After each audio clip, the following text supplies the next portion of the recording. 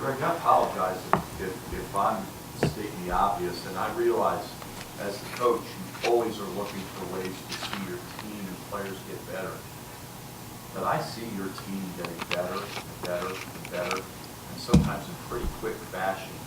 Do you feel good about the improvement that you're seeing in your players? To be honest, I felt really positive about our improvement after the Louisville game. After we played well at Central Michigan, I felt positive pretty much all season with our growth.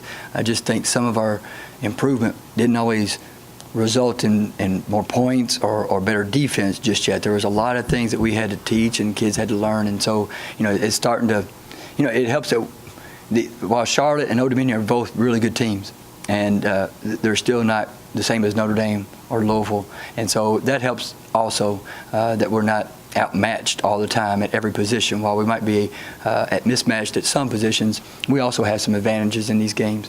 But we've had good improvement all season. We've had a couple games where I felt like we didn't improve as much as we should have, but for the most part, they've continued to grow, not just individually, but as a team throughout the season. Another really good defensive effort. You got to be pleased to kind of put that together back to back after you praise what you were able to do against Charlotte.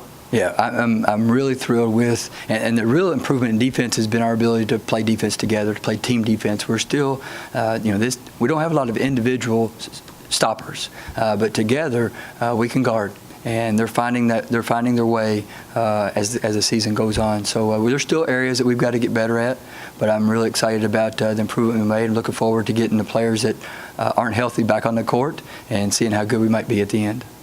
Greg, the last two games, your third quarters, the starts, specifically, what does it say to your players' coachability that whatever your message is in the locker room at halftime, they're taking out there to start the half? Threaten them.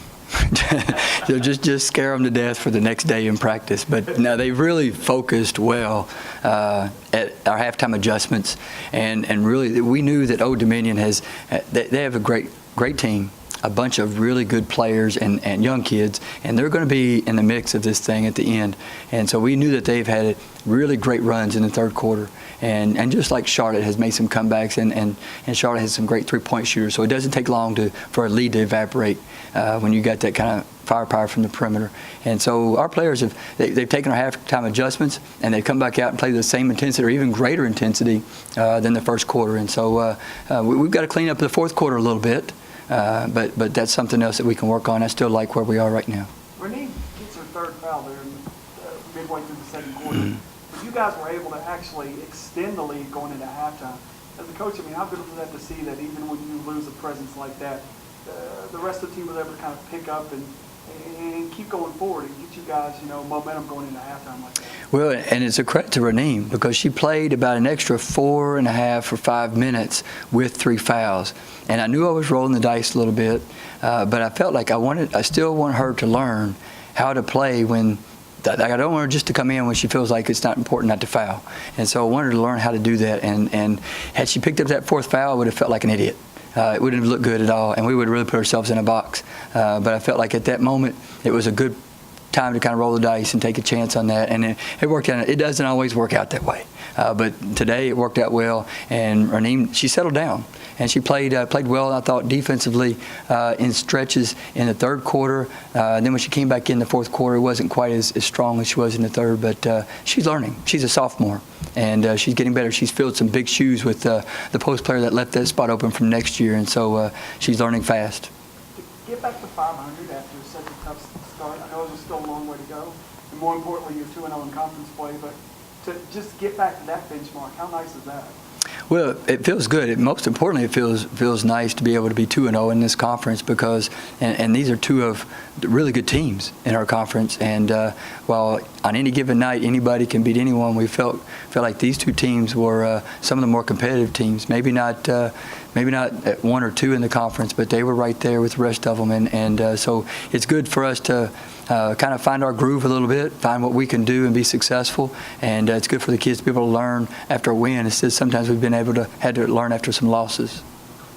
Greg, I didn't see the final stat sheet yet. Maryland, 23 today, points, 23. 22 and 5, yeah. And then she had 26 in not last game, but 2 games ago. So 48 points, 2 of the last 3 games. Is that a direct reflection of her confidence level growing? Well, I think she's getting a better feel for what American style basketball is like, and then she's worked really hard on improving her perimeter shooting, and that was intentional because she's got a real talent at getting to the basket and finishing, even with contact, and she's a strong guard. And so now that she's a threat from the three-point line, it makes it a little bit, that driving lane gets a little bit more open. And so she's worked hard on that. I'm proud of Meryl's scoring, but I'm really proud of her improvement on defense. She has a great ability to understand when to go for a steal. Unfortunately, in the past, she's gone for steals, not gotten them, and made our defense really weak. And so now she's learning how to put herself in a position where she can get after that defender, that offensive player, get after that player, and still keep us in a position to be able to play solid team defense. And so that's the biggest growth she's had, even more so than the offensive end. You mentioned growth rate. The players, Whitney and Sherry in here, praised Dee's leadership, elevating, and they specifically referred to a moment where she said, all of you worry about the scoring, I'll get the rebounds and the steals. And it seems like her steals came at crucial times. Have you noticed her leadership getting up there as the season? And tonight was a big pivotal point for Dee because this was the first game, for whatever reason, that somebody's put somebody and chased her and put a face guard her just to deny her a touch.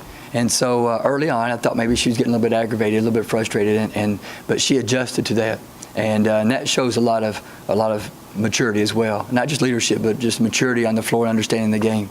And so she went, and she's always done other things on the floor. It's just she didn't do those things consistently. And now she's doing those things much more consistently and helping the team. And there was another moment when Dee really cheered. She was ecstatic when Meryl made those 3 threes in a row, Sherry made a 3, and Dee was fired up. And then that carries over to our team. And so you can see the team growing together, not just on the basketball court, but just growing as a team.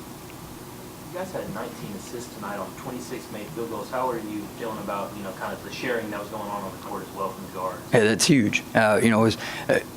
Turnovers are usually a result of not sharing the ball. Assists are a result of sharing the ball, but you got to finish on the end or you don't get the assist. And so when we took better care of the ball in the first half, better care of the ball in the second half than we did the first half, now that you get to keep moving the ball a little bit and try to find an easy shot. We've had some games where we didn't share the ball. And matter of fact, in this first half, I felt like we were kind of playing individually instead of team ball. And once we kind of got back to, all right, we do this thing together or it's not going to work, then I felt like we were a lot better team.